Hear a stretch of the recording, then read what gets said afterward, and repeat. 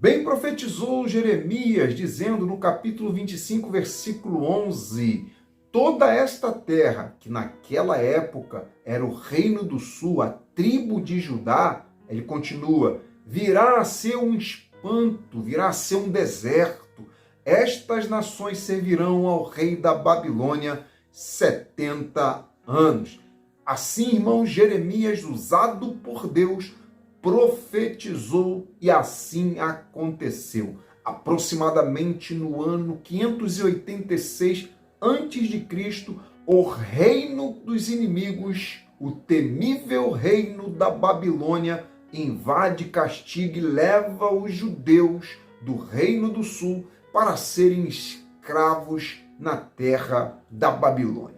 É neste cenário triste e caótico que nasce o salmo mais triste da Bíblia, pelo menos na minha opinião, que é o Salmo 137. E eu separei 10 lições abençoadas sobre este salmo. Leia o Salmo 137 e confira aqui a aplicação pessoal para a sua vida. E se você deseja fazer parte do nosso grupo do WhatsApp, é só clicar no link que eu deixei aqui embaixo na descrição deste vídeo. Seja bem-vindo, seja bem-vinda ao nosso canal e ao nosso grupo. Se você gostar, se inscreva e faça parte desta família. Eu quero louvar a Deus pelas pessoas que fazem parte do nosso grupo do WhatsApp, para as pessoas que fazem parte do nosso YouTube. Louvado seja Deus pela vida dos meus amados irmãos. É muito bom poder estar junto com pessoas de todo o Brasil, até fora do Brasil. Sejam todos sempre bem-vindos. Agora sim, nós vamos mergulhar nessa palavra. Primeira lição, não pendure a sua harpa. Irmãos, o Salmo 137, pelo menos na minha opinião, como eu falei, é um dos mais tristes da Bíblia. A história contada no Salmo 137 trata do cativeiro babilônico em que Israel se encontrava. E a parte mais triste, na minha opinião, é o versículo 2, que diz assim: nos salgueiros que lá havia, penduramos as nossas harpas. O povo, irmãos, estava sofrendo por desobedecer a Deus. O pecado calou, silenciou os judeus. Eles não tocam só porque estão em terra estranha, mas sim porque estão distantes de Deus. Em caso, irmãos, de luta, em caso de adversidade, provação, não pendure a sua harpa. Continue na presença de Deus em dias difíceis. Pendurar a harpa significa abandonar a Cristo. Os judeus, eles estavam distantes de Deus. Eles haviam pecado contra Deus. Só que existe muita gente hoje pendurando a harpa, não é porque está em pecado, mas sim porque está enfrentando uma adversidade, está enfrentando problemas sem fim. Saiba de uma coisa: em caso de luta, em caso de provação, não pendure a sua harpa. Continue na presença de Deus em dias difíceis. Também pendurar a harpa significa abandonar a fé, abandonar a Cristo. Significa deixar de ser cristão e mergulhar de cabeça na Babilônia. A melhor forma de não pendurar a nossa harpa em dias difíceis é continuar na presença do Senhor. Quem está cheio da presença e cheio da comunhão com Deus tem forças para o adorar em todos os ambientes. Então fica a lição, fica a dica, pega essa visão para a sua vida, independente do que você esteja passando. Continue dedilhando a sua harpa. Mostre que você veio para ser um verdadeiro adorador. Passe pela prova adorando a Deus com toda a sua fé. Adore a Deus quando tudo estiver ruim também. Segunda lição: se for para fazer em pecado, é melhor não fazer. Os judeus, irmãos, trocaram Deus por Baal.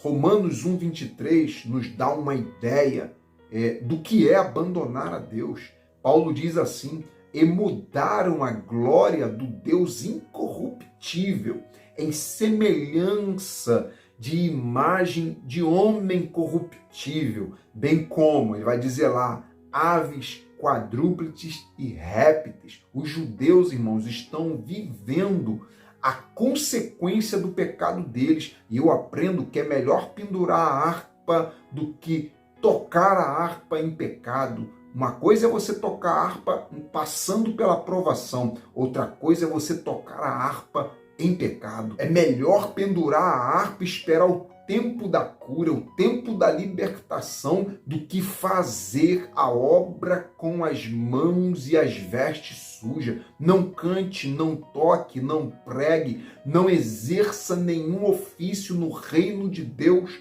se o pecado, se a prática do pecado faz parte da sua vida. É melhor se refugiar em Deus e passar pelo processo da cura do que fazer em pecado. Não importa quem vai querer apontar o dedo para você, pendure essa harpa, receba a cura. Sabe por quê? Para que o maligno não tenha como ficar apontando o dedo para você, para te acusar. Passe pelo processo onde a graça de Deus superabunda sobre a prática do pecado. Se tem uma coisa que eu admiro nos judeus, mesmo estando na Babilônia, nesse Salmo 137, é que eles estão distantes de Deus, distantes de Jerusalém, estão em pecado, pagando o preço pela consequência do pecado, mas eles não tocaram, eles não exerceram o ofício para Deus em terra estranha, porque estavam em pecado. Terceira lição, penduraram a harpa, mas não quebraram as harpas. Irmãos, os judeus penduraram as harpas, mas não destruíram as harpas. Pendurar aponta para uma esperança de bênção futura. Quando eles penduram, é porque eles têm esperança de que algo vai mudar. É tipo assim, nós não vamos desistir, está difícil, mas vai melhorar. Já quebrar as harpas é totalmente diferente, significa desistir de tudo, significa olhar para o futuro com os olhos do passado. Então, não despedace a sua harpa, não perca a sua fé, assim como aquele sofrimento dos judeus era limitado, nenhum sofrimento em Cristo é para sempre. Assim como a volta dos judeus para a sua terra natal estava profetizada lá em Jeremias 25:11, creia que a sua volta por cima, a volta de bons tempos, também chegará na sua vida. Não deixe que nada de Deus em sua vida seja destruído. Quarta lição, não faça nada santo para agradar as pessoas. No versículo 3, eu aprendo com eles também, de novo. Os babilônicos, irmãos, pedem para que os judeus cantem canções de Jerusalém. Os judeus não cantam. Amém? Para diminuir a opressão, olha só, os judeus poderiam até atender o pedido dos babilônicos, o pedido dos adversários, e talvez isso diminuiria a opressão dos babilônicos sobre os judeus. Mas eles não atenderam o pedido e não cantaram. Os judeus não usaram o santo para agradar o profano. Os judeus não usaram as coisas sagradas para agradar pessoas. Então, não pregue para agradar ninguém. Não cante para agradar ninguém. Pregue a palavra para a glória de Deus. Faça para edificação de vidas. Não cante, não toque, não exerça nenhum ofício para agradar pessoas. Paulo disse lá em Gálatas, capítulo de número 1, versículo de número 10, ele vai dizer o seguinte: porventura procuro eu agora o favor dos homens ou o favor de Deus? Ou procuro agradar homens? Se agradasse ainda os homens, não seria servo de Jesus Cristo. O que é santo, irmãos, só pode ser usado em propósitos santos para Deus.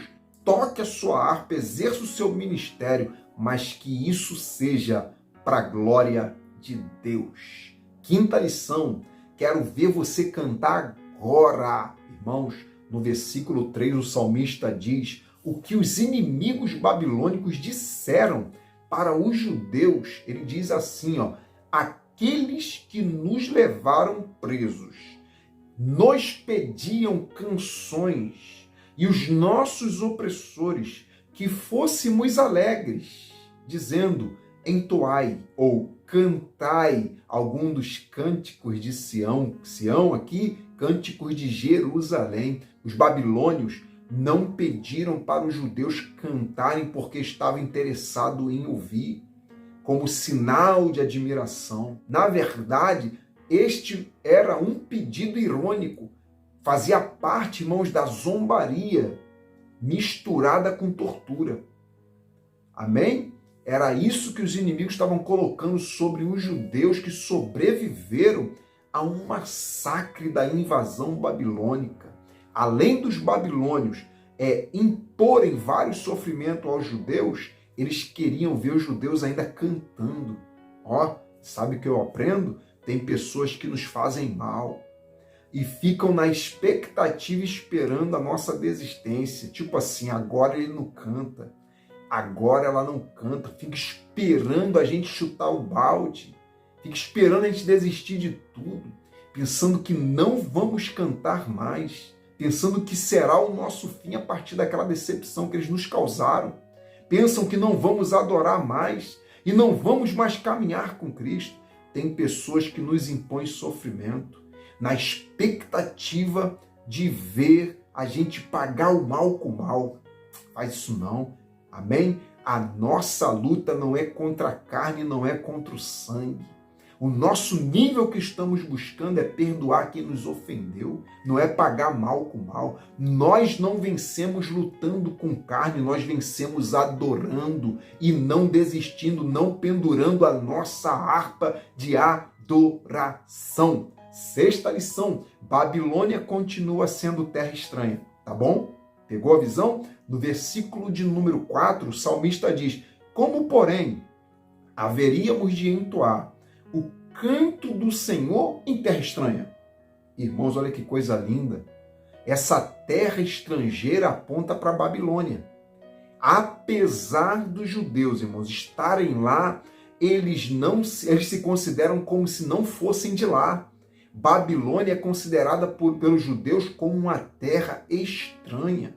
A terra deles mesmo é a Jerusalém. Para você que está na Babilônia, mas entende que essa Babilônia aí continua sendo uma terra estranha para você, tem uma voz te convidando a voltar. Você está na Babilônia, mas sempre se lembra de Jerusalém, sempre se lembra dos hinos de Jerusalém, dos irmãos de Jerusalém, da unção que só tem em Jerusalém, da alegria que só tem em Jerusalém e de tudo aquilo que você sentia quando estava em Jerusalém, na presença de Deus. Nada mudou. Os planos de Deus continuam o mesmo. Essa cidade, esse local, essa região que você está, essa condição de vida que você está, ela é estranha, porque ainda existe algo no seu coração queimando por Jerusalém, queimando para voltar para a presença de Deus. Nada sobre a sua vida mudou, os planos de Deus continuam o mesmo. Mas você precisa sair dessa terra de escravidão. Isaías 43, 25 diz, para o teu coração, um bálsamo para o teu coração. Eu mesmo que apago as suas transgressões, por amor de mim. Amém? E dos teus pecados, disse o Senhor, não me lembro mais. Se você sente que está em terra estranha, essa palavra é para você. Se você sente que está em terra estranha, é Deus te incomodando para voltar para Jerusalém. Sétima lição, eu não vou me esquecer. Mesmo passando, irmãos, por um dos momentos mais humilhantes da história dos judeus, o versículo mostra a postura deles na provação. Olha só, o versículo 5 diz, se eu de ti me esquecer, ó Jerusalém, que se resseque a minha mão direita, a mão que eles tocavam a harpa. Eles não se esqueceram que eram de Jerusalém. Eles não esqueceram que, mesmo em meio à dor, ainda existia uma promessa de Deus sobre a vida deles. Não deixe que as lutas te façam esquecer que você tem o Senhor dos Senhores do seu lado.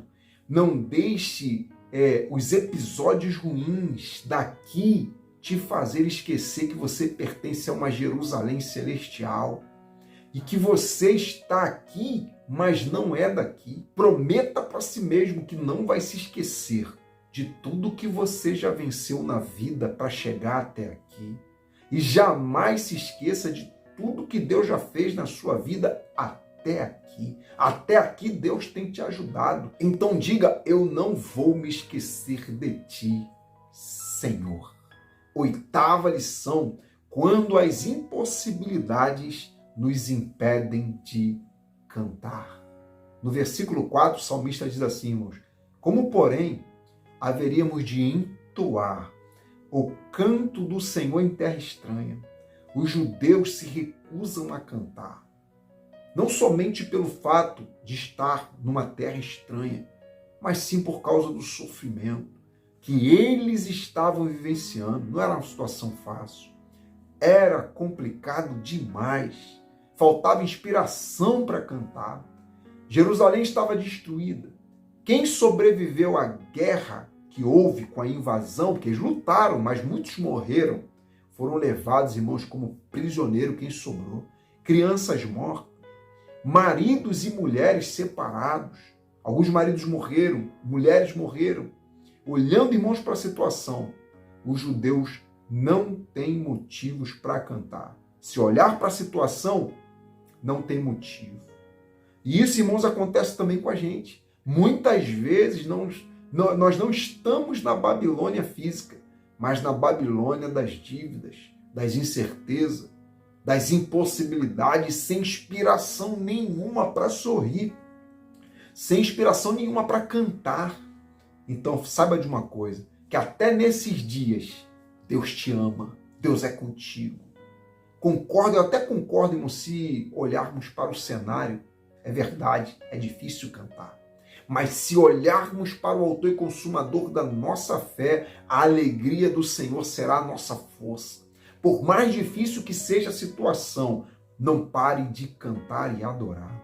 Nem que seja pela fé, sorria. Nem que seja pela fé, cante, acredite que o novo de Deus pode sim bater na porta do seu dia hoje. Sabe o que o salmista fez num dia difícil? Salmo 119, 92, ele diz, se não fosse a tua lei, a tua palavra ter sido o meu prazer, há muito tempo eu já teria perecido na angústia.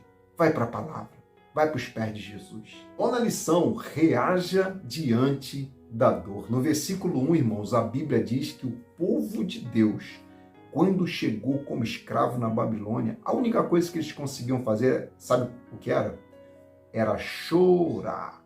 O único coral que eles conseguiam juntar era o coral do choro, da tristeza e da angústia. E eu aprendo, irmãos, que nós devemos reagir à dor. Não aceitar a dor, reagir, criar resistência. Não podemos permitir que a dor continue fazendo efeito contra a nossa vida. Ana reagiu e foi em oração buscar o seu Samuel. Peça a Deus uma estratégia, uma direção, uma saída. O mesmo não chore que Jesus disse para a viúva lá de Naim, ele diz para você nesta hora. Jesus não está pedindo para você parar de chorar, não. Jesus está decretando o final do teu choro. Ele não quer, Jesus não quer que você se adapte. Ele quer que você reaja. 10ª lição. Cuidado para não restar só a saudade. Irmãos, na parte B do verso 1, diz que os judeus se lembravam de Jerusalém. As lembranças eram tão fortes que eles só sabiam chorar. A única coisa que restou para os judeus no cativeiro foi a saudade. Irmãos, eu aprendo o seguinte, muitos estão vivendo hoje a saudade de um tempo de muita comunhão com Deus que se foi por causa do pecado. Muitos se lembram com saudade de quando caminhavam com Jesus e hoje não caminham mais. Ficou só a saudade, saudade da época que pregava, saudade na época que louvava o Senhor, adorava a Deus na congregação, na igreja. saudade de estar em comunhão com Deus, de estar em comunhão com os irmãos. Saudade foi o que restou. Os judeus só voltaram depois de 70 anos, mas nada te impede de voltar hoje. Só depende de você para sair da saudade e voltar para a realidade de estar em Cristo Jesus. Aquele que começou a boa obra em sua vida tem um desejo ardente de terminar. E isso só depende de você. O maligno começa uma obra de destruição na vida de alguém, mas quando Jesus chega, a obra fica inacabada. Mas a obra que Jesus quer continuar na sua vida, ele quer aperfeiçoar, terminar ela, até te deixar do jeito que só ele pode te deixar. Você amou essa palavra? Que Deus continue te abençoando. Em nome de Jesus. Faça de tudo para não ir para a Babilônia. Não é vantagem nenhuma ter que ir para a Babilônia para ter testemunho para contar. O teu maior testemunho é estar em Jerusalém, sem precisar passar pela mão do inimigo das nossas almas. Deus continue te abençoando. Obrigado, meus irmãos. Você que acompanhou até aqui, escreva aí no comentário: eu acompanhei até